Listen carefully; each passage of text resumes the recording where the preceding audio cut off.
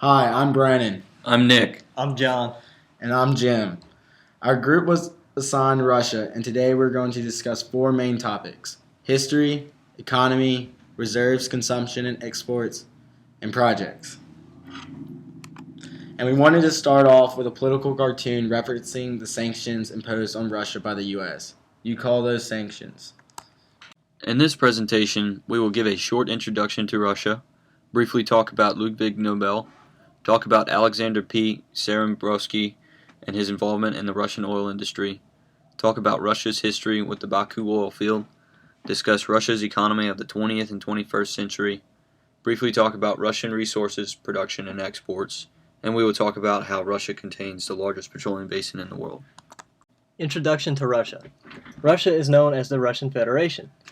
The country is 6,592,800 square miles. The traditional religions of Russia are Islam, Buddhism, Judaism, and Russian Orthodox. Russian Orthodox Christians make up the largest religious body in Russia. The official language of Russia is Russian. Ludwig Emanuel Nobel is credited with creating the Russian oil industry. Ludwig Nobel invented oil tankers and better pipelines and refineries. He also operated Brand Nobel, an oil company in Baku, Azerbaijan. This company at one point produced approximately 50% of the world's oil. Alexander Pavlovich Serembrovsky. Alexander Pavlovich Serembrovsky, nicknamed as Soviet Rockefeller, was responsible for expanding the Soviet oil industry and for introducing new technology and methods from the West to the Soviet oil fields. On July 30, 1924, he went to the Central Office of Standard Oil Company of New York to negotiate business. He met with Walter Teagle, a Standard Oil executive director who agreed to allow Serembrovsky to visit the company's main oil fields and refineries. Upon returning to Baku, Azerbaijan, he used the knowledge and experience gained from his trip to the United States to greatly accelerate and modernize the Russian oil industry. He used American production and refining techniques he learned and modern equipment he ordered from the United States to essentially reform the Russian petroleum industry for the better. The Baku oil field. In 1806, the Russian Empire occupied Baku Khanate and took control of all oil production. In 1846, a Russian engineer was given permission from State Advisor V.N. Semyonov to drill a 21-meter deep well in Bibi Hebet. This marked the first time an oil well was successfully drilled in world history. In 1920, the Bolsheviks seized control of Azerbaijan. Also in 1920, all Russian oil assets in the country were nationalized and the Aznev State Company was formed.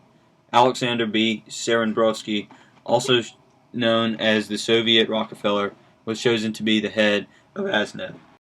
Political system. Russia underwent a revolution in the 1900s, and the Russian Tsar was overthrown and executed.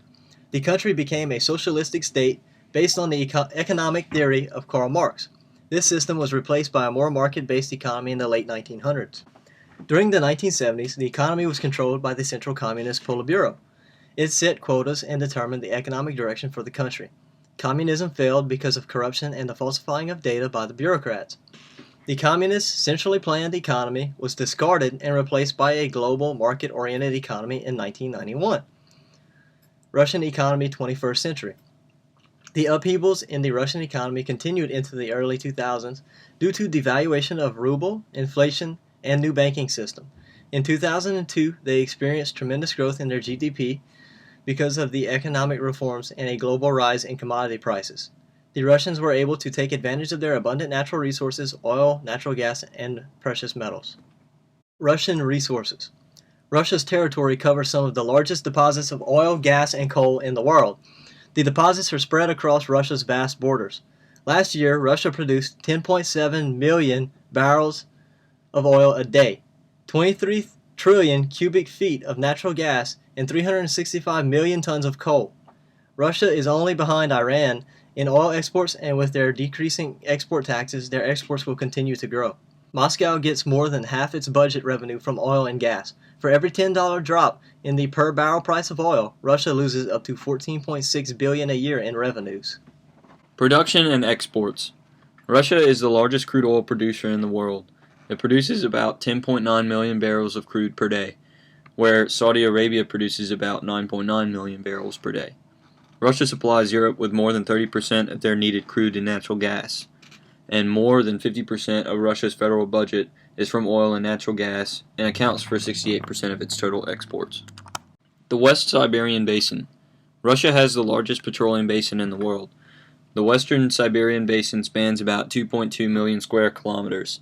Based on Discovery data, it collectively contains about 144 billion barrels of oil and 1,300 trillion cubic feet of gas. The undiscovered volumes of gas and oil are estimated to be about 55.2 billion barrels and 642.9 trillion cubic feet. Energy sources. Russia is the fifth largest petroleum consumer and the second largest natural gas consumer in the world. Russia is the third largest generator of nuclear energy, behind China. Russia has the second highest number of nuclear reactors being built in the world. Russia currently has 34 operating reactors. The main source of energy in Russia is natural gas. It accounts for about half of their overall energy needs. Petroleum accounts for about 22% and coal about 18%. Yamal Megaproject. The Yamal Peninsula is located in the Kara Sea, which is a part of Russia's coastline in the Arctic Ocean. According to Total Oil and Gas Company, is one of the largest industrial undertakings in the Arctic. The project will eventually lead the entire Arctic's production in drilling of more than 200 wells, with the construction of 3 LNG trains. Total and Novatek, the leaders in the project, can distribute over 17.5 million tons per year. This project will ensure production and marketing for Russia in the coming years of leading the world in oil and natural gas productions. New technology, including faster transportation of the oil, as well as new effective and safe ways of drilling that is being developed by Russia, is being used for the first time in the world at Yamal's site. The Druzhba Pipeline, also known as the Friendship Pipeline. The Druzhba Pipeline is the world's longest oil pipeline and is also one of the biggest pipeline networks around the globe. The significance of this pipeline is that it carries oil to 7 other European countries, whose major supplier is in fact Russia, and also connects to a series of pipelines in Eastern and European countries. Russia-China Joint Project. According to the Moscow Times, Russia's growing economic crisis and China's growth slowdown has distributed world markets, and the joint projects between the two countries worth $113 billion are being put on hold. One of the projects is led by Gazprom, who abandoned hopes on receiving $25 billion from Chinese investors to build the $55 billion gas pipeline from Siberia to China. China's President Xi Jinping is fighting corruption when dealing with Chinese energy firms. Other projects that have been repeatedly discussed but seen delays include a construction of joint refining facilities in Russia and China, as well as Rosneft's plans to build in East Siberian oil fields to China's CNPC. Russia and the United States on oil. Last year, the United States sanctions were handed down that were designed to shut off oil exploration from Russian oil conglomerates. The actions taken are designed to effectively shut down this type of oil exploration and production activity by depriving these Russian companies of the goods, technologies, and services that they need to do this work, a senior Obama administration official claimed. Exxon could be hit with these sanctions as they were in a $500 billion joint operation with Russia. To recap, we talked about how Russia's economy moved from a Marxist-style socialistic economy to more of a market-based economy. We also talked about how Russia is the largest producer of crude oil in the world. We also spoke about the fact that their government gets more than half its budget revenue from oil and gas, and how for every $10 drop in the per barrel price of oil, Russia loses up to $14.6 billion a year in revenues. We then talked about Russia's joint projects with other countries around the world, as well as their own mega project in the Arctic Ocean, which will lead Russia's oil production in the future.